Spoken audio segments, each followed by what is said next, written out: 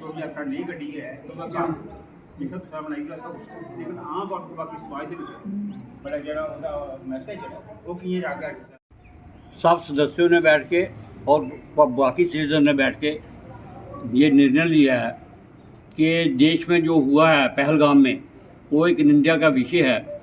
जिस दिन हमने कलश यात्रा निकाली थी उस दिन भी विरोध किया था कि ऐसा नहीं होना चाहिए। हम उन आत्माओं के लिए शांति का पाठ पढ़ते हैं और मौन व्रत रखा था। आज ये निर्णय हुआ है कि इस दुख में पूरा समाज शामिल है, चाहे वो ब्राह्मण सभा कठुआ है, हिंदुस्तान की है या कोई और मजहब और कौम है, लेकिन जो हिंदुस्तानी है वो इस जो हुआ पहलगाम में जो हुआ है वो गलत है। उसके विरोध में ये हमने फैसला किया है कि हम यहाँ ब्राह्मण सभा में जो कथा का काम है वो कथा का काम है 23 से शुरू हुआ है, 29 तक बराबर वही जैसा ही चलेगा। भगवान परशुराम जी की जयंती वैसे ही हम मनाएंगे और इस पर जयंती के बाद कथा के बाद लंगर का प्रसाद यहाँ ही ग्रहण करके यहाँ ही हम सारा काम समाप्त कर देंगे, बाहर झांकी नहीं निकालेंगे, ताकि हमारा जो निर्णय है वो इसलिए है कि हम भी उन्हीं लोगों के साथ हैं जिसमें बाकी हिंदुस्तान के लोग हैं। धन्यवाद। शाम को श्री ब्राह्मण सभा कठुआ में एक अमजैसी मीटिंग का आयोजन किया गया। हमारा जो प्रोग्राम है ये 23 से लेकर 29 तक चलना था, चल रहा है।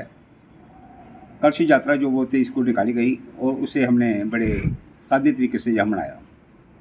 देश के मौजूदा हालात को देखते हुए श्री ब्राह्मण सभा कठुआ के सभी सदस्यों ने यह फैसला किया है कि इस बार पहलगाम के पास हुई जो बर्बरता की हदें क्रॉस कर देने वाली जो घटना हुई है उसके मद्देनज़र पूरा ब्राह्मण समाज राष्ट्र के साथ है। हमारी संवेदनाएं उन लोगों के और उन परिवारों के साथ हैं जिन्होंने वहाँ पर अपनी जानें दी हैं। फैसला ये लिया गया है कि जहाँ 29 तारीख को जो हमने प्रोग्राम करना था उसमें एक बड़ी तब्दीली की गई। इस बार हम आम तौर पर जो यात्रा निकालते थे, शोभा यात्रा बड़े भव्य तरीके से काफ़ी झांकियाँ निकलती थी, पूरे जिला भर से काफ़ी लोग इसमें शामिल होते थे। ये फैसला लिया गया कि इस बार इन हालात को देखते हुए हम शोभा यात्रा को नहीं करेंगे। सभी ब्राह्मण समाज के लोग ब्राह्मण सभा के प्रांगण में इकट्ठे होकर श्री गंगाधर शास्त्री जी के प्रवचन सुनेंगे। उसके बाद आरती वगैरह होगी और लंगर प्रसाद हस्ब मकबूल होगा। तो